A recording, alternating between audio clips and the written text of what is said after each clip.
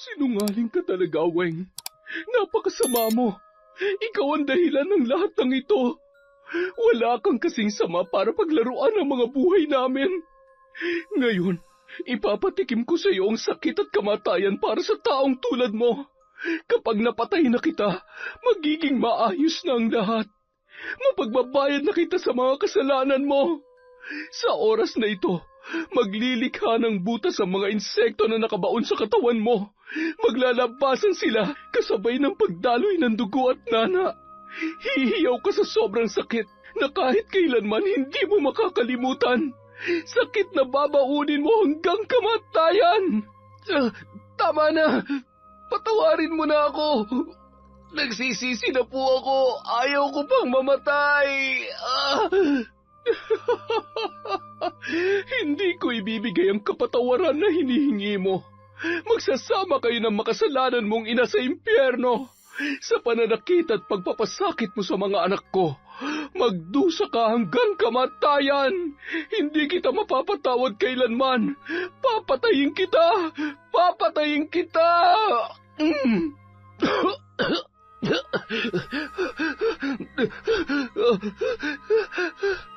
Taon 2013, Bicol. Bandang 11:00 ng gabi, patuloy pa rin sa pag-iikot, bit-bit ang tig-isang styrofoam, ang kambal na sina Bart at Baby.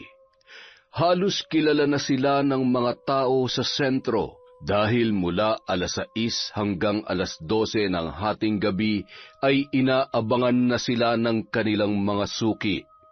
Maliit pa lamang, yun na ang kanilang kinagis ng trabaho ng kanilang ama na si Mang Kaloy. Nang magkasakit at maparalisa yon, sila na ang nagpatuloy sa pagtitinda. Nasa 2 taon pa lamang noon sa sekundarya ang kambal nang mabaldado ang kanilang ama. Kaya naman kinakailangan nilang kumayod para sa araw-araw na pangangailangan at pampagamot ng kanilang tatay na malabo nang makapagtrabaho pa. Balot! Penoy! Balot kayo dyan! Bili na, masarap at mainit pa! Pampalakas to ng tuhod! Bili na! Balot! Balot! Penoy! Bili na kayo, mga suke! Masarap ang sukang sausawan! Manamis-namis at maanghang! Uy, suke, bili na! Mainit-init pa to! Ilan ba sa'yo? 5, syempre! Ayos, mainit-init pa nga. Uy, hindi lang mainit-init, sobrang init pa. Pahingi nga ng suka, baby. Yan, damihan mo't mahirap mabitin. Oh, ayan na po, boss. Okay na ba yan? Ayos, amoy pa lang sumisipa na sa asim. Panalo talagang suka nyo, kaya bentang-bentang balot nyo eh. Oh, etong bayad. Keep the change na, baby. Bart, ingat kayo, ha? Salamat po, boss. Bukas ulit. Kuya Bart, Ate Baby, pabili raw po ng 3 penoy at 3 balot. Dahan-dahan, baka madapa ka. O, ayan. Salamat kulit, ha. Ang cute-cute mo talaga. Oh, wag kang tumakbo. Baka mabasag yung... Oops, muntik na. Iho, pabili rin ako ng itlog mo. Ano nga ang tawag dyan? Yung may sisiw. Ay, hala siya. Ibigay mo na yung sisiw mo, kuya. Yung balot mo pala. Lola, gusto niyo po ba ng sausawan? Ha? Ay, hindi na. May asim pa ang lola mo, pero sa maasim na pagkain, lalo na sa suka ay mahina ako. Siya, asin na lamang. Wala bang pasobra, Pogi? Pasobrang asin po? Kung asin ang ipapasobra mo, wag na lamang. Baka magkasakit pa ako sa bato niyan. Teka, ayos, ang laki niya na. Alin ho, Lola? Yung itlog ni Pogi. Yung balot pala. Biro lamang, mga apo. Sige na, mag-iingat kayo sa daan. Ikumusta nyo na lamang ako sa tatay ninyo, ha? Sige po, Lola. Salamat po. Nagpatuloy sa paglalakad ang dalawa hanggang sa maubos na ang kanilang tinitinda. Kung minsan tumatambay sila sa may plaza kung saan maraming tao sa gabi.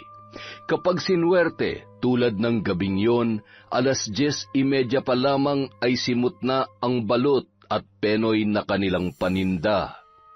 Habang naglalakad sila pauwi, napatigil sila sa tapat ng malaking bahay at isang bagong gawang bodega. May mataas na bakod yon na pininturahan ng kulay pula. Alam mo, ang swerte talaga ni Jude, no? Ang yaman na talaga nila. Sa kanila pala yan? Siyempre, yung tatay niya pulis, tapos yung nanay niya negosyante. Asukal, bigas at harina daw ang laman ng bodega na yan. Baka sila nagsusupply sa mga nagtitinda sa palengke. Ay, ang ganda-ganda rin ng bahay nila, no? Maganda kung sa maganda. Siguro, nakakahilo sa loob niyan. Ang laki-laki. 3 palapag ba naman eh. Mas malaki pa nga yata yan sa simbahan eh. Kailan kaya tayo magkakaroon ng ganyan kalaking bahay? Ay, wag na muna nating isipin yan. Wala na mas importante pa sa ngayon kundi ang makabili tayo ng gamot ni tatay. May pagkain tayo araw-araw. Tapos, may pambili tayo ng itlog ng itik para tuloy ang hanap buhay. Hindi naman natin kailangan ng malaking bahay eh. Kahit yari sa kahoy at pawid ang bahay natin, basta masaya tayo, ayos na yun. Hindi naman sa hindi ko gusto magkaroon ng maayos na bahay. Sino ba naman ang aayaw sa ganun? Ay, umuwi na nga lang tayo at inaantok na ako, baby. Ay. Ako rin. Ang sakit na ng paa at balikat ko kakalakad at kakabitbit ng mga to kanina. Buti na lang, naubos natin yung paninda. Sakto, paubos na ang bigas at bibili na ulit tayo ng gamot ni tatay. Nabenta ng kambal ang 200 balot at 100 penoy at nag-uwi sila ng mahigit 4,000 nung gabing yon. Masaya at lubos naman nagpapasalamat si Aling Linda sa kasipagan ng kanyang kambal na anak. Ipinaghain pa sila ng pagkain ng kanilang ina habang nagpapalit ng damit ang mga yon. Mga anak, kumain na kayo dito. Siguradong gutom na kayo. Buti at hindi kayo inabot ng ulan. Kumukulog na. Nay, dapat hindi na kayo bumangon. Kaya naman na po naming ipaghain ang sarili namin. Naistorbo patuloy ang tulog ninyo. Kung alam niyo lamang na hindi naman ako mapakali kapag wala pa kayo. Hindi rin ako makatulog hanggat hindi pa kayo dumarating. Yung tatay niyo humihilik na, samantalang ako'y nagpapaikot-ikot lamang sa higaan namin. Ay, ganito talaga kapag nanay na. Maiintindihan niyo rin ako kapag mga magulang na rin kayo. Lalo ka na, baby, kapag nanay ka na rin. Ako? Hala si Mama. Bakit po ako? Alam nga naman ako. Ikaw yung babae. Anak, 25 ka na. Magpaligaw ka na kaya kung... Paano naman maliligawan yan? Mas lalaki pa sa akin kung manamit. Mas maliligawan pa nga ako kaysa sa kanya eh. Paano kung kumilos masiga pa sa lalaki? Mas komportable ako dito eh. Alam nga naman, makipagsabayan ako sa pormahan ng ibang babae habang bitbit ko yung mga balot at penoy na tinitinda natin. Pasensya na, anak ha. Pati tuloy normal na buhay ng kabataan ay hindi nyo na nararanasan dahil sa kinakailangan nyo na magtrabaho para sa pamilya natin. Mama, hindi ho ako nagrereklamo ha. Okay lang po yon. Naiintindihan naman po namin ang sitwasyon. Dapat nga ho, magpasalamat kami dahil hindi naman kami napariwara kahit hindi kami nakapagtapos ng pag-aaral. Marunong dumiskarte sa buhay. Kumikita kami ng marangal para sa pamilya natin, lalo na para sa gamot ni Papa. Hindi ba, Kuya? Oo nga po, Mama. Kaya wag na ho kayong malungkot at mag-alala para sa amin. Basta ayos lang po kayo ni Tatay, masaya na rin po kami. Ay, hindi ko alam kung paano magpapasalamat sa Diyos. Bukod sa lumaki kayo ng mabait ay wala akong masabi sa pagmamahal niyo sa amin ng papa niyo. Kayo talaga ang kayamanan namin, mga anak ko. Payakap nga muna si Mama. Mahal na mahal namin kayo, mga anak, ha? Sige na, kumain na kayo. Sige na po, Mama. Matulog na po kayo. Kami nang bahala magligpit nito pagkatapos namin kumain. Sigurado ba kayo? Oo naman po, Mama. Sige na po. Kailangan nyo rin magpahinga. At halata namang pagod at inaantok na rin po kayo. Mahal ko po kayo, Mama. Halos hindi na nag-iimikan ang dalawa habang kumakain. Bukod sa gutom ay bagsak na rin ang mga talukap ng kanilang mga mata dahil sa matinding antok at pagod. Bahagya pang nagpababa ng kinain ang mga yon bago tuluyang pumwesto sa kani-kanilang banig na higaan. Kinaumagahan, maaga pa lamang ay abala na sa pagwawalis si Aling Linda sa labas ng kanilang bahay. Nang unti-unti nang sumisikat ang araw ay inalalayan niya naman sa paglalakad palabas ang kanyang asawa na si Mang Kaloy. Nang mapaupo yun sa pahabang upuan sa labas ng kanilang bahay, ay agad na dumungaw sa bintana sa kanilang sala. Mga anak, Bart, baby, bumangon na kayo dyan at tanghali na. Pumunta na kayo kina Tia Mer para hindi kayo abutin ng tanghali. Ay siya, gising ka na pala, baby. Gisingin mo na si Bart at tila naglalamyerda pa sa panaginip niya.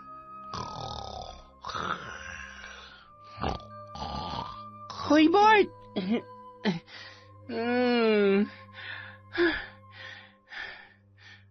Oh, ano nangyari sa'yo? Bakit parang takot na takot ka? Wala. Ang pangit ng panaginip ko eh. Hinahabol daw tayo ng mga pulis tapos maaabutan na tayo. Ay, akala ko totoo na. Masyado kang praning dyan. Bumangon ka na tanghali na tayo. Hindi tayo habulin ng pulis. Wala naman tayong ginagawang kasalanan eh. Tara na, siguradong hinihintay na tayo ni Lolo Oroy at ni Lola Mer. Nagmamadali ng mag-asikaso ang kambal. Matapos iligpit ang kanilang higaan, inihanda na ni Bart ang kanilang mga dadalhin na tray ng itlog ng itik habang nagtitimpla naman ng kape si Baby para sa kanilang dalawa. Matapos magkape ay nagmamadali ng umalis ang dalawa. Mama, Papa, alis na po kami. Ay, mag-iingat kayo mga anak. Opo, Papa. Salamat po. Ingat din po kayo sa paglalakad-lakad. Baka po mahilo at matumba kayo, ha? Mama, alis na po kami. Tara na, Bart. Lakad-takbo nilang tinahak ang pilapil ng palayan papunta sa bahay na mag-asawang sina Lolo Oroy at Lola Mer. Malayo-layo pa sila ay pakinig na nila ang huni ng mga itik at ang pagtawag sa mga yon ng matandang lalaki. Abalang-abala ang mag-asawa sa pagpapatuka sa kanilang mga alaga ng mga tinadtad na gulay. Meron ding starter at grower feeds sa mga bagong alagang itik at layer feeds naman sa mga nangingitlog na. Napakarami ng mga yon at napakagandang pagmasdan kapag ipon-ipon at tila ba nag-aagawan sa kanilang pagkain. Pinapakawalan nila yon sa araw at bago sumapit ang gabi ay muling pinapapasok sa kulungan. Mayroong mga pugad na ginawa si Lolo Oroy, yari yun sa dayami at doon nangingitlog ang mga inahing itik. Gumagamit naman sila ng incubator para sa pagpapalimlim sa loob ng 16 hanggang 18 araw at hanggang sa maging balot na yon. Tek, yan! Magpakabusog kayo't mangitlog ng marami-marami. Sweetheart, nandyan na sina Bart at Baby. Yung mga itlog ay naihanda mo na ba? Ha? Ano? Hindi kita marinig. Anong sabi mo, sweetheart?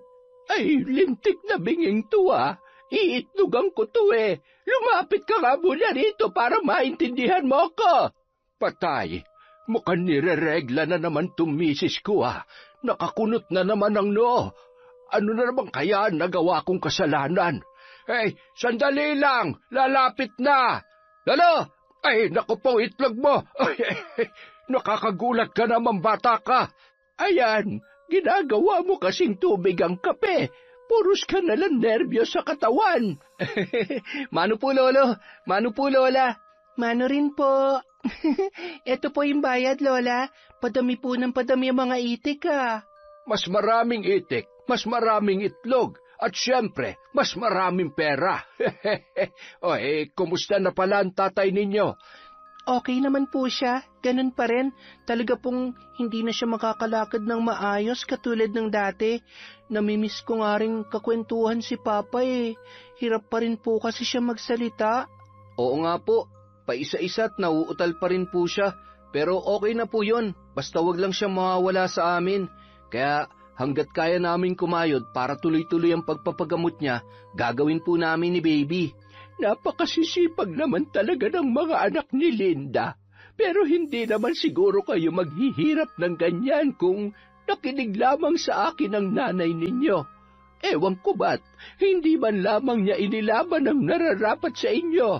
At saka, kung nagtapos muna siya ng pag-aaral, di sana may mas magandang buhay kayo at hindi nyo kailangang isakripisyo ang mga pangarap nyo para sa mga magulang ninyo. Lalong-lalo na sa pagpapagamot ng tatay nyo. Ewan ko ba, kahit isa man lamang sana sa inyo magpatuloy sa pag-aaral. Sweetheart, ang aga-agay nagsesermon ka na naman. Wala naman dito yung sinesermonan mo. Ganyan talaga ang kapalaran. At saka, masaya naman ang mga bata sa ginagawa nila. Teka nga't, maiwan ko muna kayo. Kukuhanin ko lang muna yung mga itlog. Bart, akin na yan tray. Nagpatuloy sa pagsasalita si Lola Mer. Nakagawian niya na yon at sanay naman na sa ugali na matandang babae ang kambal na sina Bart at Baby. Siya nga pala. Mag-iingat kayo palagi. Nauuso na naman ang mga lokong adik sa sentro. Nung nakaraan may tinambangan na namang mga kabataan. Lagi pa naman kayong inaabot ng hating gabi sa pagtitinda, kaya magdoble ingat kayo mga apo, ha? Maraming salamat po, Lola. Huwag po kayo mag-alala. Kilala naman na po kami ng mga loko-loko sa sentro. Mga suki namin yung mga yun. At saka, kapag po ganyan, kesa patulan, pwede naman tumakbo na lang o iwasan na lang namin hanggat maaari. Tumakbo? Bakit tatakbo kung pwede mo namang labanan? Nako, subukan lang nila, makakatikim sila sa akin. Pagbababatuhin ko sila ng balot at pagsasasabuyan ko ng sukang may sili ang mata nila, hindi ko sila aatrasan. Wag naman, malulugi tayo at saka baka kung ano pang gawin nila sa atin. Wala sa sarili yung mga ganong tao. Basta, balitaan niyo ko kapag may kumanti sa inyo at ako nang bahala. Siya nga pala. Kumusta niyo na lang din ako sa mama niyo, ha? Sabihin niyo paminsan-minsan ay dumalaw naman siya dito. Nakalimutan niya na yata ako. Parang kailan lang mula nang mamatay ang nanay niya hindi siya mawalay sa akin. Nung nagkaasawa na wala na. Umikot na ang buhay niya sa pagpapamilya. Kaya kayo, bago kayo mag-asawa, siguraduhin ninyong... Ahoy! Tama na yung sermon, sweetheart! Aba, kunin nyo na ito mga apo at mabigat. Baka bumaba ang matris ko. Este ang itlog ko pala. Dumali na naman ang matandang ito. Siya, sige na mga apo. Sige po, Lola. Sa susunod na araw na lang po ulit tayo magkwentuhan, ha? Lolo Oroy, salamat po. Uuwi na po kami at marami pang aasikasuhin. Siya, sige. Mag-iingat kayo palagi. Hinay-hinay at baka mabasag ang mga itlog. Sayang yan. Tingnan mo mga batang yon. Tila walang kapaguran. Maswerte talagang mag-asawa sa kambal na yan. Kung pumayag lamang sila na pag-aralin natin, hindi sana sila habang buhay na magtitinda ng balot. Siya, ihanda na natin yung ibang mga order at kukunin na ang mga yan. Habang abala ang matandang mag-asawa, maingat naman naglalakad sa may pilapil ang kambal, bit-bit ang kanilang tig-5 tray ng balot. Nang makarating sila sa bahay ay bandang 9:00 na. Abala rin ang kanilang ina sa paghahanda ng mga itlog na pula. Yun ang madalas ding pinagkakaabalahan ni Aling Linda at idinedeliver naman ng kambal sa palengke at mga tindahan sa bayan. Kinagabihan, bandang 8:00 ng gabi, Habang naglalako ang kambal, muli silang napadaan sa bodega. Nakabukas yun at nakatayo sa labas si Jude, ang nanay nito at ang kanilang tauhan na si Ben. Malayo-layo pa ay kinakawayan na sila habang nakangisi ang mga yon. Anak, parang nakita ko na sila dati. Tama! Hindi ba sila yung kambal na kaklase mo nung elementary? Oo nga! Kayo nga yun! Mga anak pala to ng ambisyosang si Linda na ex-girlfriend ni Edwin. Kawawang mga bata.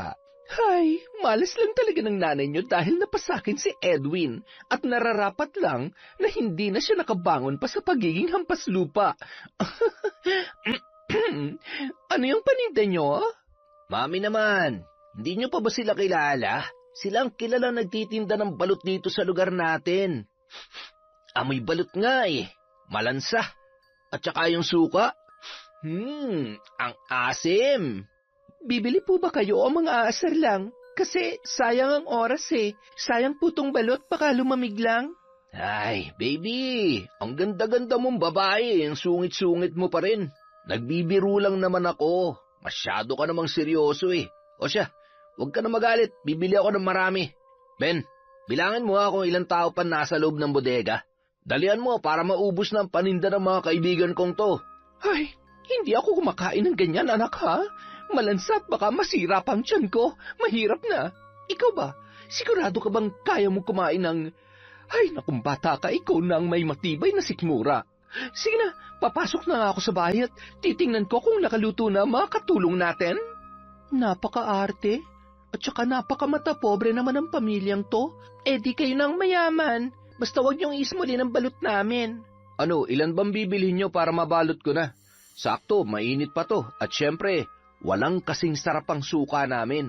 Boss, nandyan pa yung 5. Ayos, 5 plus... Sige, bigyan mo ako ng 14 piraso. Eto 500. Keep the change na. Sigurado ka, Jude? Masyado namang malaki to. Oo naman, barya lang sa akin yan. Basta gabi-gabi mo kaming dadaanan ha. Ang sipag nyo pa na magkapatid. Ayos ah. Ayaw nyo ba maghanap ng iba pang mapagkakakitaan? Lalo ka na, baby. Napapalaban yung braso mo sa bitbit mong... Ay, salamat na lang pero masaya naman kami sa pagbebenta ng balot. Malaki din naman ang kinikita namin dito. Tara na nga, Bart. Salamat, Jude. Sige, salamat din. Bukas ulit ha. Kapag sarado ang gate, pakipindot na lang tong doorbell. Lagi naman ako nandito eh. At saka, bukas may o-offer ako sa inyo na mas magaan na trabaho. Malaking bagay din para mabagong takbo ng buhay ninyo. Gusto nyo bang habang buhay na lang na tindero ng balot? Basta pag-isipan nyo, kahit anong oras pwede kayong lumapit sa akin. Sige na, para maubos nyo na yan. Balik kayo bukas, mga ganitong oras din ha. Maghihintay ako. Sige, salamat ulit. Baby, halika na. Ayusin mo nga yung mukha mo at parang hindi na naman maipinta. Nakakabwisit lang kasi. Hindi magandang kutob ko sa Jude na yon. Hindi mo ba natatandaan kung ano-anong kalokohan ang pinag-aagawa niya sa atin noon? Paano kung... Baby naman, mga bata pa tayo noon. At saka sa estado ng buhay nila, mukha namang nagbago na siya. Hindi naman sa minamaliit niya tayo. Baka may mas maayos nga siyang trabaho na maibibigay sa atin. Tapos, mas malaki ang... O sige, sabihin na natin na kahit bayaran ka pa niya ng 1,000 sa isang araw bilang utusan niya o kung ano man, mas malaki pa rin ang kinikita sa pagtitinda. Tsaka, manhid ka ba, Bart? Alam mo, iba yung nagbibirusa ng iinsulto. At lalong di lahat ng mayayaman may pusong tumulong sa mga tulad natin. Kaya huwag ka nagpapapaniwala sa mabangong salita ng mokong na yon. Bumili na lang siya ng marami o pakyawin niya na lang tong paninda natin. Baka matuwa pa ako sa kanya. Ay, pambira naman talaga oh. Oo na, ikaw na ang sigurista. Sigurista na kung sigurista. Basta wag lang utu-uto. Uy, anong ibig mong sabihin ha? Tinatawag mo ba akong utu-uto? Ay, hindi ba? Ewan ko sa'yo. Ay, balot! Balot kayo dyan! Penoy, balot! Balot kayo dyan! Bandang 11:00 na nang makauwi ang kambal. Nang maubos na ang kanilang paninda, agad silang bumili ng gamot ng kanilang ama at iniabot ni Bart ang lahat ng kita kay Baby. Natatanaw pa lamang nila ang bodega na madalas nilang dinadaanan bago umuwi pabalik sa bahay nila, nang bigla na lamang silang tinambangan ng dalawang lalaki na nakatakip ang muka. Ibigay niyo sa amin lahat ng kita niyo ngayon. Bilis! Ano ba? Bitawan mo nga ako! Aba, palabang ka ha? Gusto mo masaktan? Nakikita mo bang balisaw na to? Gusto mo bang itara ko to dyan sa leg mo? Baby, ibigay mo na. Hindi po kami lalaban. Huwag niyo lang po kami sasaktan. Baby, huwag ka nang pumalag. Maawa po kayo, huwag niyo kami sasaktan. Ibibigay naman po namin lahat ng kinita namin ngayon. Oh, ano to? Mga barya? Anak ng putya. Tigbe 20? Niloloko niyo ba kami ha? Nasaan yung pera niyo ha? Total mapilit kayo. Oh, ayan. Ha? Gamot? Anong gagawin ko dito? Yan na lahat ng kinita namin ngayon. Ibinili namin ng gamot para sa papa ko. Maawa naman kayo sa amin. Kanina napakatapang mo, ngayon iiyak-iyak ka? Hoy, ano yan? Mga kasamaan, may mga kawatan. Takbo na, bilis! Aray! Mga hayop! Ayos ka lang ba? Nasaktan ka ba, baby? Malamang hindi. Kita mo naman na ang lakas ng pagkakatulak sa akin ng lokong yon. Ayos lang ba kayo? Sige mga kasama, habulin niyo sila. Wala talagang kadala-dala ang mga adik dito sa atin. Ay, mga perwisyo. Salamat ho. Buti dumating kayo, kung hindi, baka kung ano pang nagawa nila sa amin. Siya, umuwi na kayo. Kami nang bahala mag-report sa barangay sa insidenteng ito. At kailangan nyo rin magpahinga. Hayaan nyo't mas lalo kami maghihigpit sa pagroronda para naman tumigil ng mga lukulukong walang magawang tama. Tumango lamang ang dalawa habang nakatingin naman si Bart, hawak ang gasgas na siko ng kanyang kambal. Sumunod naman na ang tanod sa direksyon kung saan pumunta ang kanyang mga kasamahan. Masakit ba? Pasensya ka na, hindi kita naprotektahan. Ay, huwag ka nang umiyak. Gasgas lang to. Malayo to sa bituka. Ang importante, hindi nila nakuha yung pera natin. Mukhang napilayan yata ang balakang ko. Dahan-dahan lang sa paglalakad. Makakarating din tayo sa bahay. Uy, siya nga pala. Paano hindi nila nakuha yung pera? 3,000 pa yun, di ba? Di nakatago sa bra ko. Malay ba naman nila na may pera ako dito? Ay, buti na lang talaga. Kung hindi, masasayang yung kita natin ngayong gabi at yung mga lokong yun pa makikinabang. Ang galing mo talaga, baby. Buti na lang. Sigurado mag-aalala si nanay kapag nalaman niyang... Yan din ang iniisip ko, kaya mas mabuti pang wag na lang tayo magpahalata. Ako nang bahala magpalusot. Samantala, nung mga oras na yon, hindi mapakali si Aling Linda. Palakad-lakad sa kanilang kwarto at pasilip-silip pa sa may bintana. Ay, nasaan na kaya ang mga batang yon? Masama talagang kutob ko. Baka kung ano na nangyari sa kanila. Ay, Diyos ko, huwag naman sana. Huwag niyo pong pababayaan ang mga anak ko. Matulog ka na. Uuwi rin ang mga yon. Sige na, mauna ka na matulog at hindi pa ako dinadalaw ng antok. Hihintayin ko lang munang makarating ang mga anak natin. At hindi pa yun nakontento. Lumabas pa sa bahay at sa kanilang tarangkahan. Diyos ko, bakit ba ganito ang pakiramdam ko? Nervyos ba to o napapraning lang ako? Ingatan niyo po sila at huwag niyong pababayaan. Ay, nariyan na sila. Salamat naman sa Diyos. Akala ko kung ano na nangyari sa mga batang ito. Habang kinikiskis ang kanyang mga palad, natanawan naman ni Bart at Baby yon, kaya naman mas binilisan pa nila ang paglalakad. Nang makarating ay agad silang sinalubong ng mahigpit na yakap ni Aling Linda. Nay, kanina pa po ba kayo dito sa labas? Okay lang po ba kayo? Si tatay ho. Ayos lamang kami. Sobra lamang ako nag-alala sa inyo. Hindi ko maintindihan kung bakit masama ang kutob ko. Hindi ko malaman ng dahilan. May nangyari ba sa inyo? Wala po. Ayos lamang po kami. Oy siya, sige na. Pumasok na tayo. Bakit? May masakit ba? Yan na nga bang sinasabi ko eh. Nabangga ba kayo? Napaaway? Hindi po. Yung kasi may asong nakawala sa kulungan. Alam niyo yung Parang nauulol na aso, Mama. Tapos, sa takot namin, tumakbo kami ng tumakbo. Kaya, ayan, nadapa ang baby nyo. Buti na lang, nakahanap kami ng ng kahoy na pamalo, Mama. Grabe, takot na takot talaga ako. Alam niyo naman, takot ako sa aso, di ba? Hindi ko nga po alam kung bakit hinabol kami noon. Siguro, napagkamalan niyang buto-buto si Bart. Pasok na po tayo. Ano pong ulam?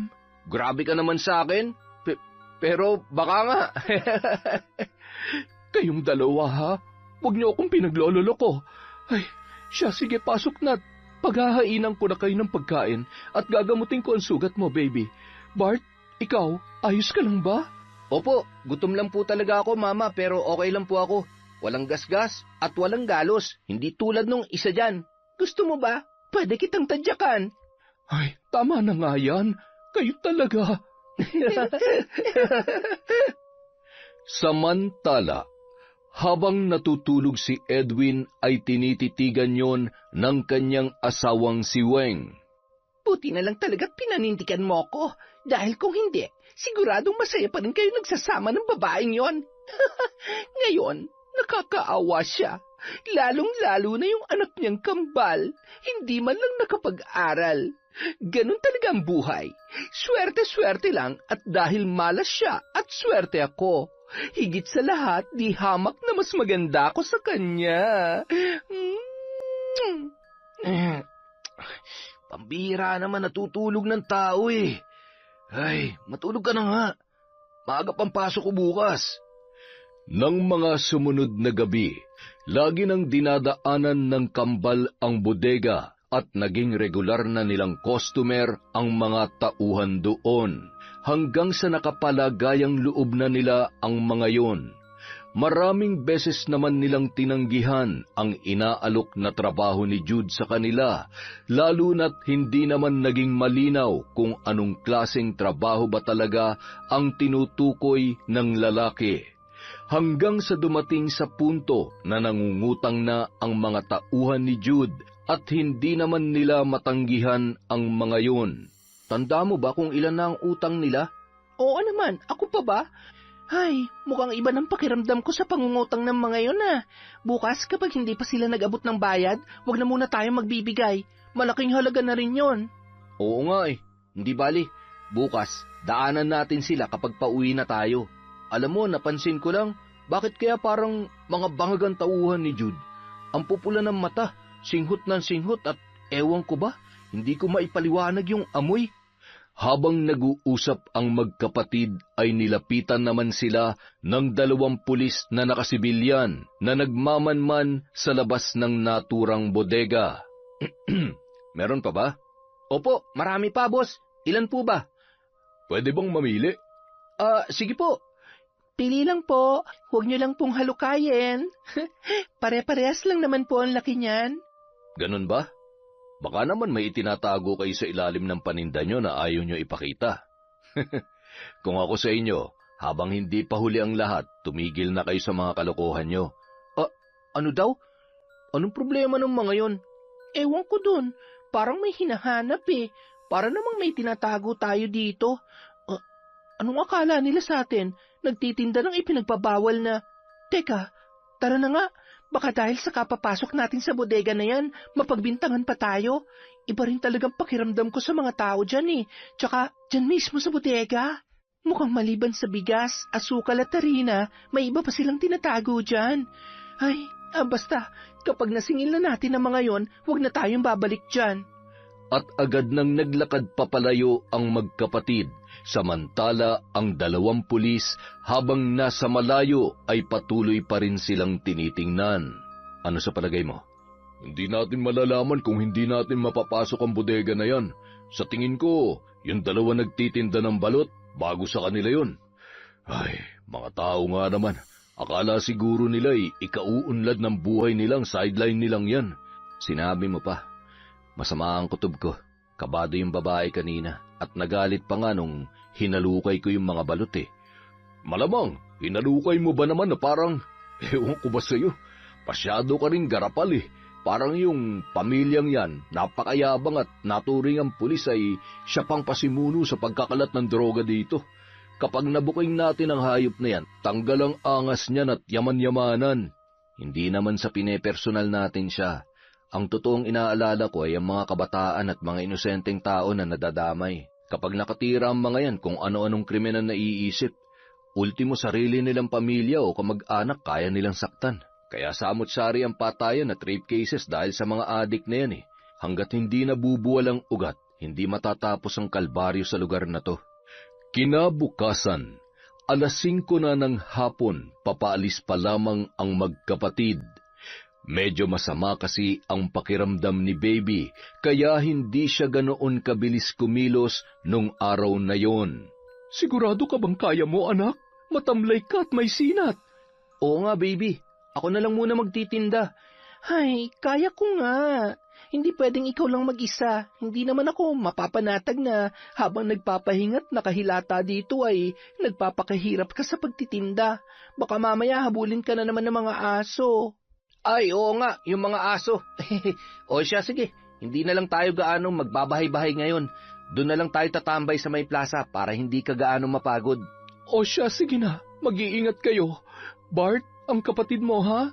Huwag mo siyang pababayaan. Mama naman, mas alagayin pa nga yan kaysa sa akin eh. Hindi ko lang talaga alam kung bakit biglang sumama ang pakiramdam ko ngayong araw. Halika na nga, Bart. Papa, aalis na po kami. Pasimpleng ngumiti at tumango-tango lamang si Mang Kaloy sa kanyang mga anak. Bumalik pa si Baby para yakapin ang kanyang ama.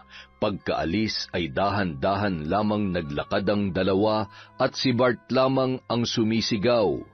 Doon nga sila dumiretso sa plaza at tuwang-tuwa naman ang dalawa dahil sobrang daming bumibili nung gabing yon. Aba, mukhang makakauwi agad tayo 10 piraso na lang to. Kumusta ang pakiramdam mo?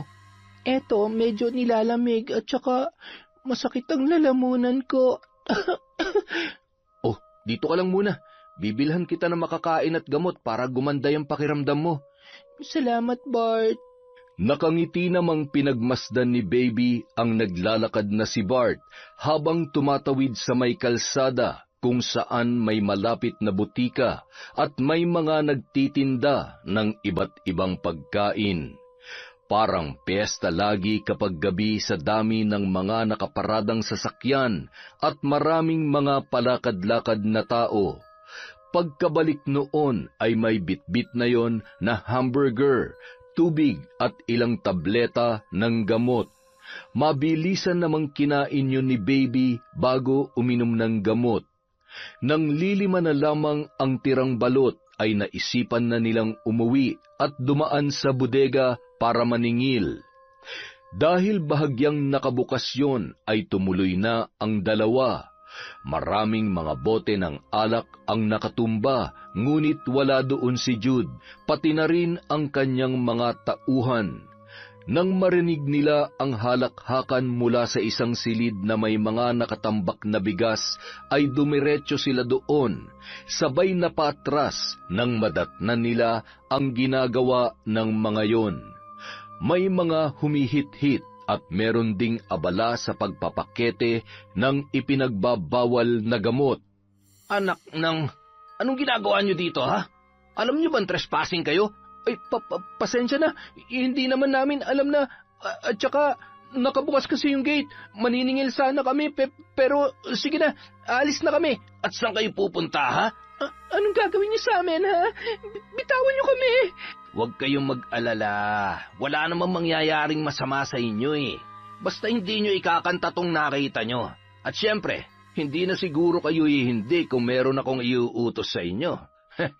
Sa bagay, pwede naman, basta sorry na lang, baka hindi na kayo makitang buhay pa ng mga magulang ninyo. Kawawa naman sila. Mga hayop kayo! Ang sasama ng mga ugali nyo! Demonyo kayo! Patayin nyo na lamang kami kasi idamay nyo kami sa kalukuhan ninyo! Demonyo raw tayo, boss. Pakitaan mo nga yan ang sungay mo. Hindi mo ako kailangang utusan. Kayang-kaya ko tong palaban na babaeng to. Isara mo yung gate at baka malintikan pa tayo dito. Bilisan mo! Sige, boss. Kalma ka lang. Ano ngang sabi mo? Ano ako? Ang sabi ko, demonyo kayo. Masasama kayong tao. Ah, ganon. Maawa kayo. Bitiwan niyo ako. Baby, Jude, para maawa mo na. Habang nagkakagulo, ay sunod-sunod na putok ng baril ang kanilang narinig. Pulis! May mga pulis! Buisit, itago niyo mga yan. Bilis! Diyos ko po. Baby, okay ka lang? Makakalis tayo dito. Anong makakaalis, ha? Damay-damay na to. Magsasama-sama tayo sa kulungan. Walang kikilos! Taas ang mga kamay! Ops! Huwag kang tatakbo kung hindi babariling kita. Ayon sa Republic Act 9165, inaaresto kita sa kasong paglabag sa batas laban sa ipinagbabawal na droga. May karapatan kang manahimik at kumuha ng abogado. Anumang sabihin ninyo, maaaring gamitin laban sa inyo sa korte. Wala po kaming kasalanan ng kapatid ko. Maawa po kayo. May sakit po ang kapatid ko. Manahimik ka. Hulihin lahat ng yan. Sa presinto na kayo magpaliwanag. 11:00 ng gabi nang makatanggap ng tawag si Aling Linda mula sa presinto. Ano? Hindi. Ay, sige po. Pupunta po ako dyan ngayon din. Saan ka pupunta? Pa, dito ka lamang. Kailangan ko lang pumunta sa presinto. Huwag ka mag-alala, ha? Ako na ang bahala. Mga anak, hintayin niyo ako. Papunta na dyan si nanay. Pagdating sa may kalsada, maswerteng may dumaan na tricycle at agad siyang nagpahatid sa presinto sa bayan. Tuluyang bumagsak ang luha ni Aling Linda nang wala ang kambal nang siya ay dumating doon. Nasaan ang mga anak ko? Nasaan sila? Kasalukuyan hong nakakulungan lahat ng suspect sa pagtutulak ng droga. Ano? Anong pagtutulak ng droga? Nagtitinda ng balot ang mga anak ko. Hindi nila magagawa yan. Gusto ko sila makausap. Parang awa nyo na. Hindi na menor de edad ang mga anak nyo. Kaya na nilang sarili nila. At saka, 11:00 na kaya bukas nyo na lang sila pwedeng bisitahin. Tandaan nyo ho, wala hong piyansa ang kaso ng mga anak nyo. Kaya sa oras na mapatunayan namin na gumagamit at nagtutulak sila ng droga, pasensyahan na lang po dahil kailangan nilang managot sa batas. Bingi ba kayo? Hindi nyo ba narinig ang sinabi ko? Marangal na tao mga anak ko. Hindi sila. Magandang gabi. Nasaan ang anak ko, ha? Bakit niyo siya ikinulong? Bakit hindi? Dahil asawa ka ng malupit na si Sarge? Paano ba yan? Pumalpak yung anak nyo. Sa tingin ko malabo ng matakasan pa at maitanggi pa ni Sarge na may kinalaman siya dito. Isang mahusay na protektor ng droga. Pasasaan ba't lalabas din ang katotohanan pagkatapos ng aming masinsinang pagsusuri at pag-iimbestiga? Manahimik ka, lalo na't wala kang sapat na ebidensya dyan sa mga sinasabi mo. At, teka, ikaw, anong ginagawa mo dito? Ikaw? Kasangkot ang anak mo sa... Hanggang ngayon pa naman ikaw pa rin ang nagpapahirap sa buhay ko at sa mga anak ko. Hayop ka! Ano namang katarantaduhan ang ginawa ng anak mo sa kambal ko? Ha? Aray! Bitiwan mong buhok ko at huwag mong pagbibintangan ng anak ko. Malay ko bang mga kriminal o adik din ang mga anak mo? Tama na yan. Huwag kayong mag-iskandalo dito. Kung ayaw niyong pati kayo, ikulong din namin. Sa ngayon ay makakauwi na muna kayo. Huwag kayong mag-alala. Susuriin ng piskal kung may sapat na ebidensya laban sa kanila. Kung sakali man ay itutuloy ang kaso at ililipat sila sa provincial jail. Nakikiusap po ako kahit saglit lang. Kailangan ko lamang pumakita ang kalagayan ng mga anak ko. Pakiusap. Sige na, pagbigyan nyo na yan at palisin nyo na rin agad. Ay, teka, kailangan ko rin makita ang anak ko. Hindi na lamang pinansin ng mga kapulisan ang nanggagalaiting babae, lalo na't pinaburan nila ang malugod na nakikiusap na si Aling Linda. Nasa magkabilang selda ang dalawa at sa kabila ay nag-iisa lamang doon si Baby. Umiiyak, nakatiklop ang tuhod at nanginginig ang buong katawan. Bart, anak, si Baby. Mama, wala kaming kasalanan. Tulungan niyo po kami. Wala kaming kasalanan, Ma. Si Baby, Ma, nandun po siya sa kabilang selda. Mama, Ma. Baby, Anak ko! Mama, ayoko po dito. Wala kaming ginagawang masama, Ma. Alam ko, anak. Magdasal lang tayo dahil nasisiguro ko na lalabas din ang katotohanan. Mapapawalang sala kayo. Babalik ako bukas. Sisiguruhin ko na makakalaya kayo dito. Gagawin kong lahat para mapatunayan natin sa kanila na inosente kayo. Mahal na mahal kita, anak. Sige na ho. Bukas na lang ho kayo bumalik. Ma. Huwag niyo pong pababayaan ang mga anak ko. Nakikiusap po ako sa inyo. Huwag po kayong mag-alala. Ligtas naman ho mga anak nyo dito. Sa ngayon, hinihintay pa po ang resulta ng inquest investigation. Mas mabuti hong makipagtulungan kayo sa magiging abogado nila para mapabilis ang proseso. Tumango na lamang yon, sabay tumalikod na at nakakuyom ang kamao na inirapan ang nakikipagbangayan pa rin sa mga pulis na si Weng. Gulong-gulo ang isip na lumabas ng presinto at sumakay sa isang tricycle pauwi sa kanilang bahay. Matapos mayabot ang bayad, nagmamadali yung naglakad papasok sa loob ng bahay. Bahagya naman siyang kinabahan nang maalala na mag-isa lamang doon at siguradong nag-aalala ang kanyang asawa. Pagbukas ng pinto ay napahiyaw siya nang makita na nakahandusay sa sahig ang kanyang asawa at wala ng buhay. Kaloy! Kaloy! Gumising ka! Bakit ngayon pa? Kailangan kita ngayon! Kailangan tayo ng mga anak natin! Kaloy! Hindi malaman ni Aling Linda ang kanyang gagawin. Halos mawala na yun sa sarili, ngunit pilit na tinatatagan ang kanyang loob. Ngunit ang mas masakit ay hindi niya masabi sa kanyang mga anak kung ano ang totoong nangyari. Sa tulong ng tiyahin niya na si Lola Mer, kahit papaano ay lumalakas ang kanyang loob. May mga malalapit ring kaibigan na hindi naman siya pinabayaan at mayat-maya siyang kinukumusta. Makalipas ang 1 buwan, matapos mailibing ang kanyang asawa, lumabas na rin ang resulta ng investigasyon at ang isa sa mga suspect ay nagsalita na. Ngunit lalo lamang nadagdagan ang sakit at galit na nararamdaman ni Aling Linda nang malaman niya na nadiin pa rin ang kanyang mga anak bilang mga drug pusher kasama ng 3 pang iba. Ang ipinagtataka nila ay napawalang sala si Jude. Nailipat na sa Provincial City Jail ang kambal, kaya nahirapan si Aling Linda na dalawin ang kanyang mga anak. Madalas ay 1 beses lamang sa 1 linggo niya yon napupuntahan. Hindi na talaga patas ang batas. Paanong mga inosente ang nakakulong at ang dapat managot ay napawalang sala? Siguradong nagawa ng paraan ng hayop na nanay nun. O baka mismo si Edwin din ang may kagagawan. Bakit hindi mo subukang kausapin si Edwin? Tiya, mas gugustuhin ko pang mamalimos kesa lumapit at humingi ng tulong sa lalaking yon. Ipinangako ko sa aking sarili na mula ng talikuran niya ako noon dahil sa haliparot niyang asawa, hinding-hindi na ako magpapakita pa sa kanya. Ay, isa lamang ang paraan para makabawi tayo sa kagaspangan ng ugali ng babaeng yon. Naaalala mo pa ba yung aklat ng karunungan at gamit na inihabilin sa akin ng nanay mo? Yun ang susi para maparusahan ang mga taong katulad nila.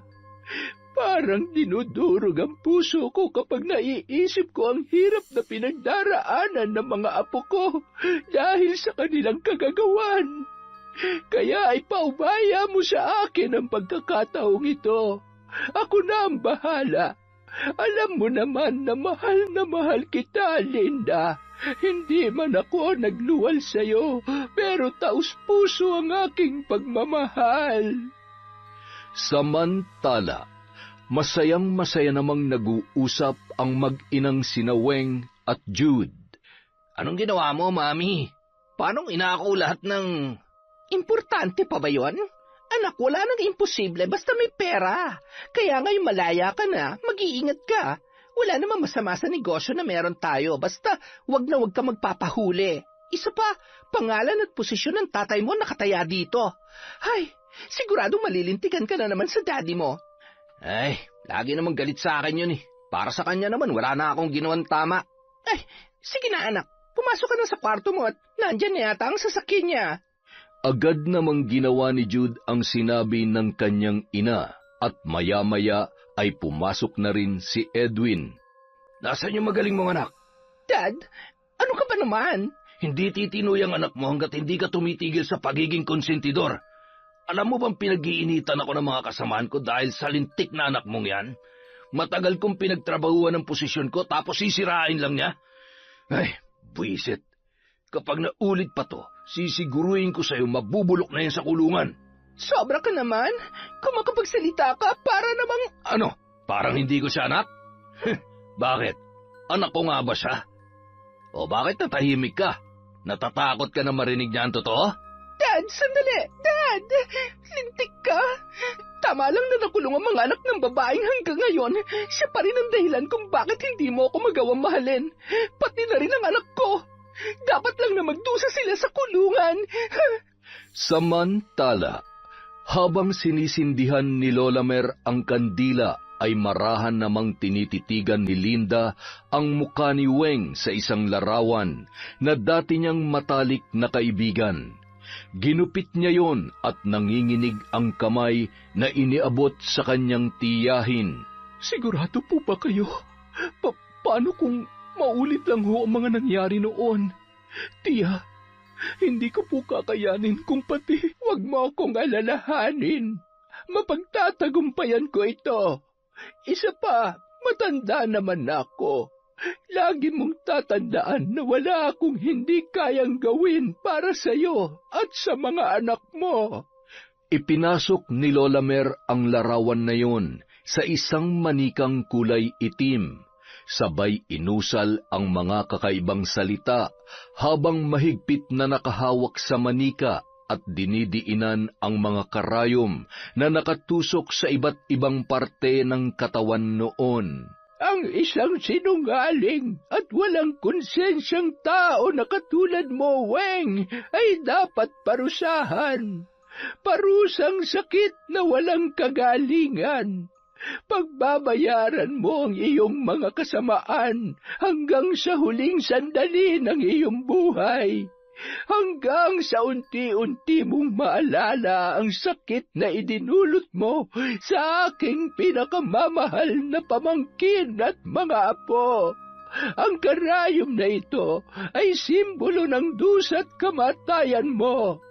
Ang insekto na ibabaon ko sa bawat parte ng katawan mo ay mananahan at magpapakarami katulad ng patong-patong na kasalanan. Habang isinasagawa ni Lola Mer ang pambabarang, ay kapansin-pansin ang pagtulo ng kanyang butil-butil na pawis. Naglilitawan ang litid sa leeg ng matandang babae at mga kamay habang sinasambit ng paulit-ulit ang pangalan at mga kahindik-hindik na salitang binibigkas nito. Habang nakaupo naman sa sala si Weng at pinapakalma ang kanyang sarili bago pumasok sa kwarto nilang mag-asawa, ay bigla na lamang napahawak yon sa kanyang ulo dahil sa labis na pagkirot. Maya-maya ay tumulo ang dugo sa kanyang ilong. Nanginginig ang mga kamay na tiningnan niya ang dugo na patuloy sa pagpatak. Maya-maya, biglang nanghina ang buo niyang katawan. Akma sana siyang sisigaw nang biglang nangiwi ang kanyang bibig na animoy naparalisa.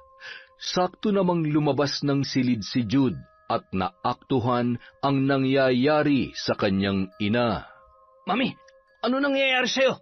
Mami! Dad! Tulong!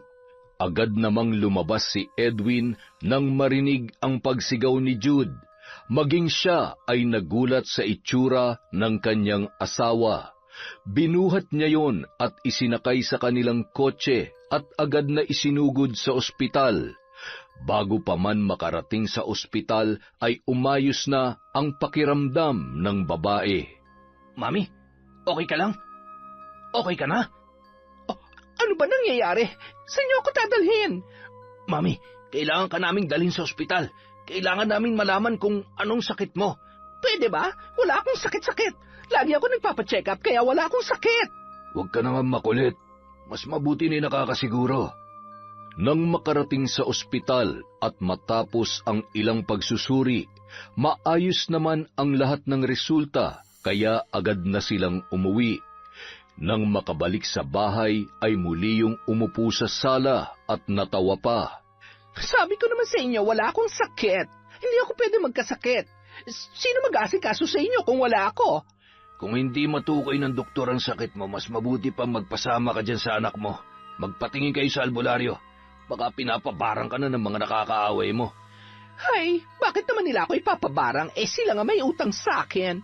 Pero sige, bukas na bukas din, pupunta ako dun sa kakilala kong magaling na albularyo. Kinabukasan, maagang umalis si Lola Mer sa bahay ni na Aling Linda. Doon na kasi siya nagpalipas ng gabi.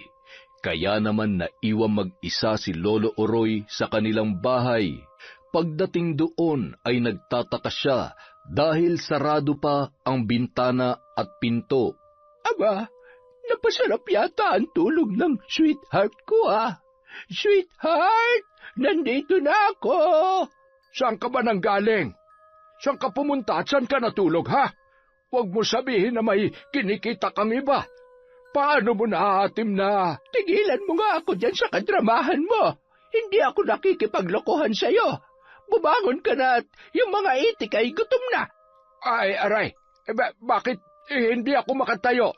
Sweetheart, hindi ko maitayo ang sadya namang hindi na tumatayo yan. Ay, ano sabi mo? Ang sakit ng likod ko at mga paa ko. Hindi ako makabangon. Ano bang ginawa mo't hindi ka makabangon? Siguro naligo ka na naman ng pagod na pagod kahapon. Yan ang sinasabi ko sa iyo Kapag wala ako at walang nagpapaalala sa iyo nakakalimutan mo kung anong dapat gawin. Ay, naku, matandan to talaga, oo. Noong araw na yon, hindi na nakabangon pa si Lolo Oroy. Pakiramdam niya ay durog ang mga buto niya sa buong katawan.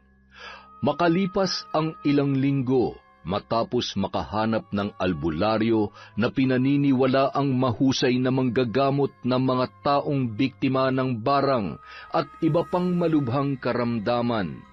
Binabarang ka. Isang nilalang na may malakas na kapangyarihan ang may gawa nito. Maaring pinagawa ito ng isang taong may malaking galit sa iyo. Galit na ugat ng isang katakot-takot na paghihiganti. May ideya ka ba kung sino may gawa sa iyo nito? Tumango-tango lamang ang babae, sabay tinitigan ang kanyang anak na nagtataka sa kung anong nangyayari sa kanyang ina, lalo na't nakita niya ang pamamaga ng katawan nung oras na yon. Ang sakit! Hindi ko na kaya. Mapapatay ko may gawa nito sa akin. Makikita niya, magbabayad siya. Tutulungan kitang maibsan ang sakit na nararamdaman mo sa abot ng aking makakaya. Pero ikaw makakagawa ng paraan para tigilan ka ng mambabarang. Magpakumbaba ka at humingi na lamang ng kapatawaran. Ako? Bakit ako hingi ng tawad kung kaya ko naman siyang harapin? Hinding-hindi ko siya atrasan. Hinding-hindi. Gamutin mo na ako, bilis. Magbabayad ako kahit magkano. Pagalingin niyo na po si Mami. Pakiusap. Iligtas niyo po siya sa mambabarang na yon. Kinabukasan. Linda! Linda! Lumabas ka dyan! Mukhang may sapusa yata ang babaeng ito. O sadyang masamang damo lamang.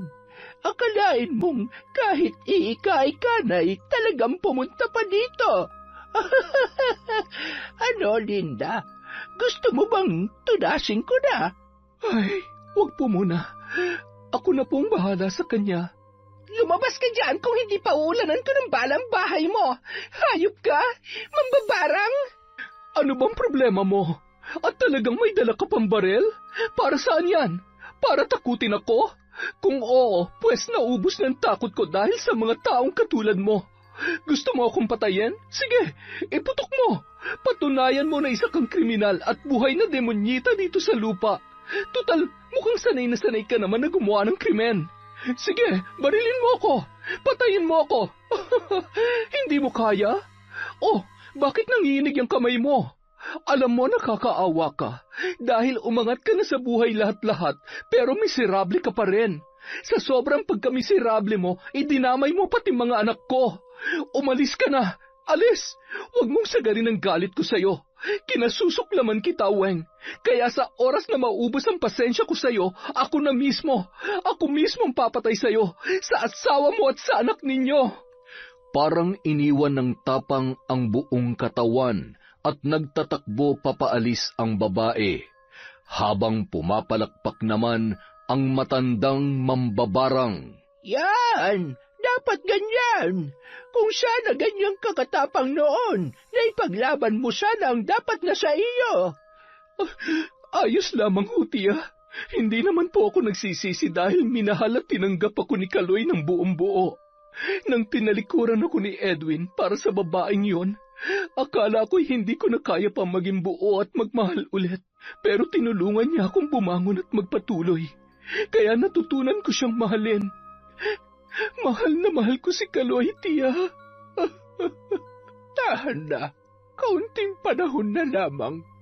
Nararamdaman ko na ayon din sa iyo ang pagkakataon. Magkakasama pa rin kayo ng mga anak mo.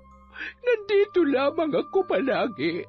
Samantala, nang makauwi sa bahay si Weng, ay nadatnan niya sa sala si Edwin na nagtataka kung saan siya nanggaling. Saan ka ba nanggaling at bakit ganyan ang itsura mo? Lumalala na nga sakit mo, nagagawa mo pang gumala. Bakit ba kasi ayaw mo magpatingin sa doktor? Hindi ko kailangan ng doktor. Binarang ako ng hayop na Linda na yon. Siyang dahilan kung bakit nangyayari sa akin to. Si Linda? Paano mo naman nasabing siya? Dahil anak niya yung kambal na nakulong kasabay ng anak natin. Ano? Anak niya yung kambal na kasabay nung dinampot si Jude? Aba, malay ko ba naman kung kasamahan o kaibigan pala sila ni Jude? At saka, pwede ba? Ang concern ko dito, pinababarang ako ng babaeng yon. Hindi yung problema sa anak niya. Ano naman kung nasa kulungan pa rin ang mga anak niya? Alam mo, kahit kailan talaga, napakasama ng babaeng yon. Kaya hindi ko maintindihan kung paano mo nagustuhan at minahal yon. Edwin? Nasaan na yon? Ay, Edwin, saan ka pupunta? Tatakbo pa sana ang babae para habulin ang kanyang asawa nang bigla yung nalumpo at hindi na nagawa pang bumangon sa sobrang pananakit ng kanyang mga buto sa buong katawan. Agad na pinuntahan ni Edwin ang isa sa dati nilang kaibigan ni Linda na natitiyak niya na nakakaalam kung saan niya makikita ang babae. Mula kasi na maghiwalay sila ay hindi na nagkaroon pa ng pagkakataon na magkita ang dalawa dahil ibinuhos niya ang lahat ng kanyang panahon sa pagtatrabaho. At madalas ay si Weng lamang ang nag-aasikaso kay Jude maging nung nakakulong yon. Nang makakuha siya ng impormasyon kung saan makikita si Linda ay agad niyang pinuntahan ang babae. Matapos iparada ang sasakyan sa kalsada ay naglakad na lamang yon at nagtanong-tanong sa mga bahay na nadadaanan niya. Kaalis lamang noon ni Lola Mer para asikasuhin naman ang kanyang asawa na hindi pa rin gumagaling sa sakit nito. Tao po! Tao po! Sino yan? Edwin? Anong ginagawa mo dito? Malamang sa malamang, nagsumbong na ang butihin mong asawa. Alam ko naman kahit baliko ay kakampihan mo pa rin siya. Sa kanya ka lamang nakikinig, di ba? Kaya lahat ng kasinungalingan ng babaeng yun. Bitiwan mo ko. Sige, saktan mo ko. Kahit ilang sampal tatanggapin ko. Pero gusto kong sagutin mo ang tanong ko. Linda, nagkaanak ba tayo? Ako ba ang tatay ng kambal mo? Ano bang pinagsasasabi mo? Wala tayong anak. Umalis ka na. Narinig mo ako? Umalis ka na. Sabihin mo sa akin ang totoo. Gagawin kong lahat para mapalaya sila at mapawalang sala sila sa kasong yon. Mapawalang sala? Matapos bayaran ng asawa mong tumistigo para idiin ang mga anak ko?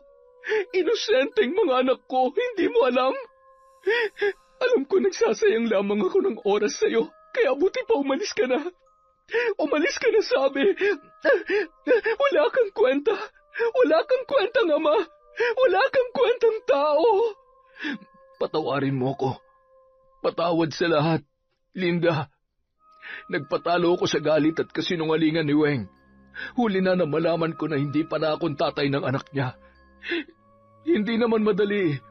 Katulad mo, galit na galit din ako sa sarili ko. Hindi ko hihilingin pa mapatawad mo ko pero sisiguruhin ko na gagawin kong lahat para makalaya sila. Habang humahagulgol papaalis si Edwin, lalo lamang nagsusumiklab ang galit ni Linda at sa pagkakataong yun, wala siyang ibang gustong mangyari kundi ang patayin ang asawa ni Edwin. Sa ilang linggong pagsasanay at panonood sa kanyang tiyahin ay sinubukan niyang mag-isang gawin ang ritual ng pambabarang.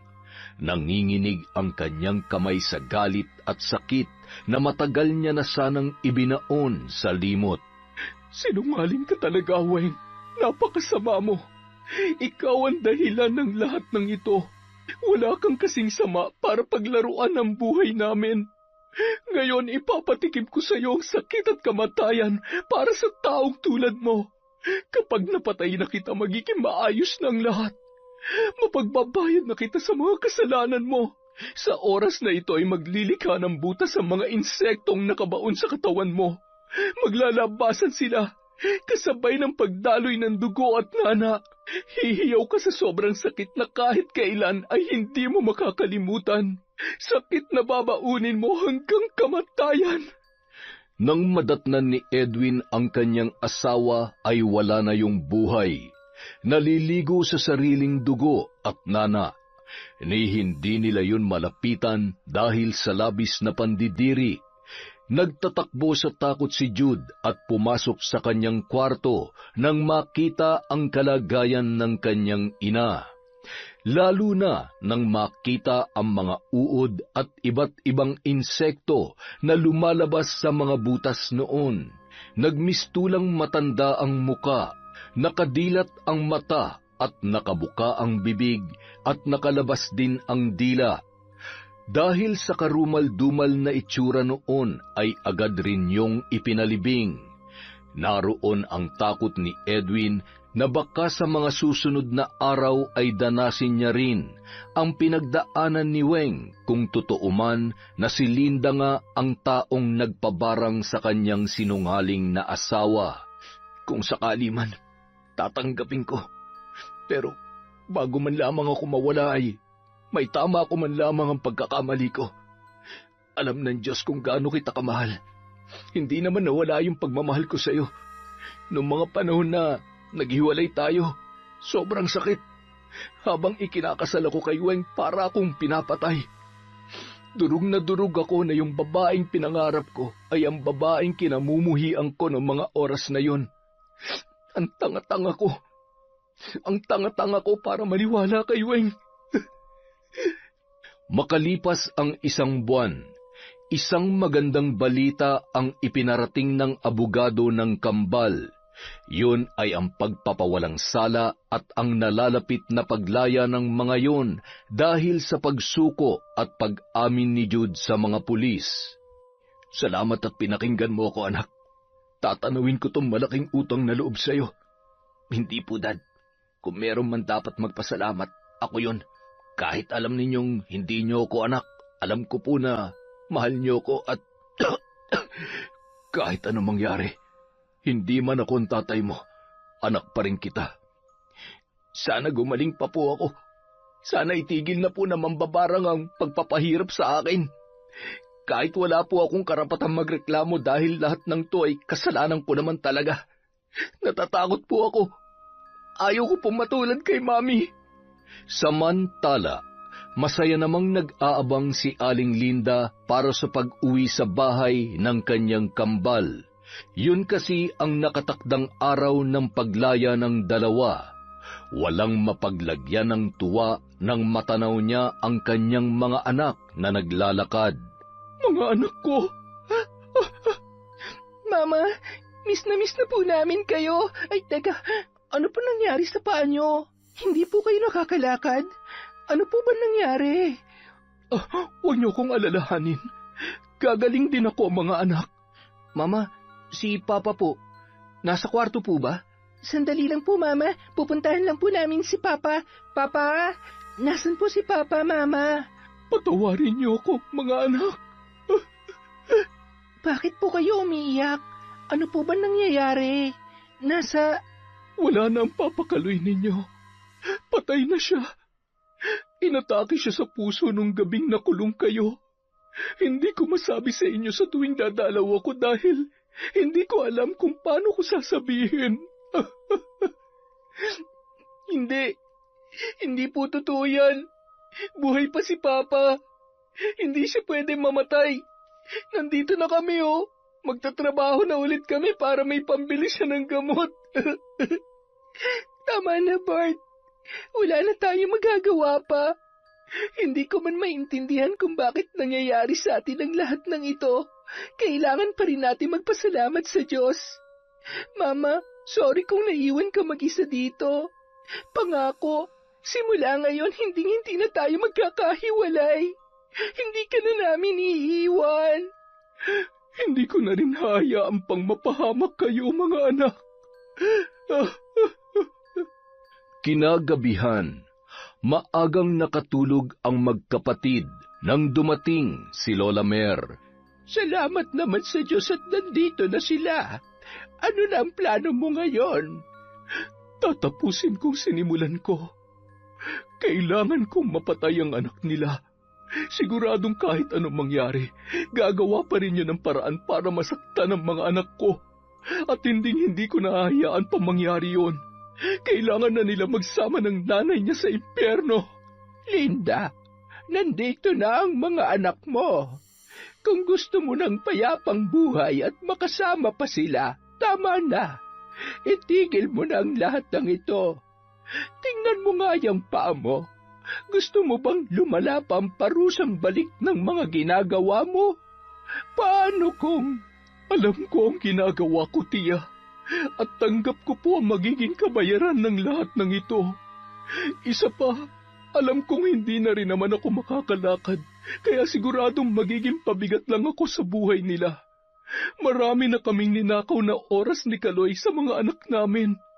Marami na silang sakripisyo na pinagdaanan dahil sa pagmamahal nila sa amin ng papa nila. Gusto kong maranasan man lamang nila ang buhay na nararapat para sa kanila. Pinapaalalahanan lamang kita. Pag-isipan mo ng mabuti. Alam mo kung anong magpapasaya sa mga anak mo. Kapag nawala ka pa sa buhay nila, magiging masaya ba sila? Piliin mo kung anong tama at nararapat. Patawarin mo ko kung alam ko lamang naaabot sa ganito ay hindi na sana kita hinikayat pa. Gusto kitang tulungan, alam mo yan. Kaya lamang ay hindi ako nagbabayad sa parusang balik ng pambabarang ko. Hindi ko naman kakayanin kung mamamatay ang tiyo mo. Siya lang ang buhay at kaligayahan ko. Wala ho kayong dapat ihingi ng tawad. Kusa ko pong niyakap ang karunungan at lihim na kaalaman para maipaghiganti ang kambal ko. At higit sa lahat, para maparusahan ang hayop na babaeng naging lason sa buhay ko. O siya, pupuntahan ko ang kambal sa silid nila at hindi na rin ako makapaghintay na makita sila. Marahang hinagkan ni Lola Mer sina Baby at Bart habang mahimbing na natutulog. Nababakas sa mukha ng mga yon ang lungkot. Lungkot nang malaman nila ang nangyari sa kanilang kinikilalang ama. Dahil sa mahimbing na tulog ay hindi na inistorbo pa ni Lola Mer ang dalawa. Bago umalis ay hinagkan at mahigpit na niyakap niya ang kanyang pamangkin. Linda, huwag kang gagawa ng desisyon na sa bandang huli ay pagsisisihan mo lamang. Sapat na ang pagpapasakit mo sa anak ng babaeng yon. Tama na. Alang-alang sa kapayapaan ng puso mo, ikaw na lamang ang natitirang kaligayahan ng mga anak mo. Kaya wag mo sanang ipagkait yun sa kanila. Walang naging reaksyon si Linda sa sinabi ng kanyang tiyahin. Nakatingin lamang yon sa kawalan at nang makalayo na ang matanda, ay gumapang siya sa sahig, papunta sa kanyang silid tulugan. Doon ay isasagawa niya ang huling ritual at magiging katapusan ng kanyang paghihiganti. Matapos sindihan ng kandila ay dahan-dahan niyang ibinubulong sa hangin ang mga kataga na naghahangad ng kakaibang lakas at kapangyarihan na tapusin ang kanyang nasimulan. Hawak ang manika at kung saan nakatusok ang isang pangalan na nakasulat sa papel. Pinapatakan ng kandilang kulay pula at itim habang patuloy sa pag-usal ng mga kahindik-hindik na mga salita na ibinubulong niya sa hangin. Tila tuluyan ng sinakop ang buo niyang katawan ng itim na kapangyarihan, hanggang sa ang mga bulong na yon ay tuluyan ng lumakas ang pagkakabigkas. Sinasakal at tinutusok ng matatalim na bagay, kasabay ng pagpatak ng luha at pawis sa kanyang muka, ay nararamdaman ni Aling Linda ang kamatayan ng kanyang biktima. Samantala, dahil sa koneksyon, nagawan ng paraan ni Edwin na hindi muna makulong ang kanyang anak at makasama kahit sandali lamang sa kanyang bahay. Tama na. Patawarin mo na ako. Nagsisisi na po ako. Ayaw ko pa mamatay. Hindi ko ibibigay ang kapatawaran na hinihingi mo. Magsasama kayo ng makasalanan mong ina sa impyerno. Sa pananakit at pagpapasakit mo sa mga anak ko, magdusa ka hanggang kamatayan.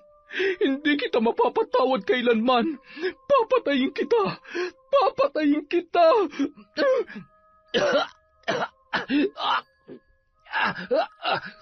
Anak, lumabang ka! Lumabang ka! Magdasal ka! Humingi ka ng tulong sa Diyos. Linda, alam kong galit ka. Pero alam ko na may natitira pang awa sa puso mo. Tama na! Patawarin mo ng anak ko.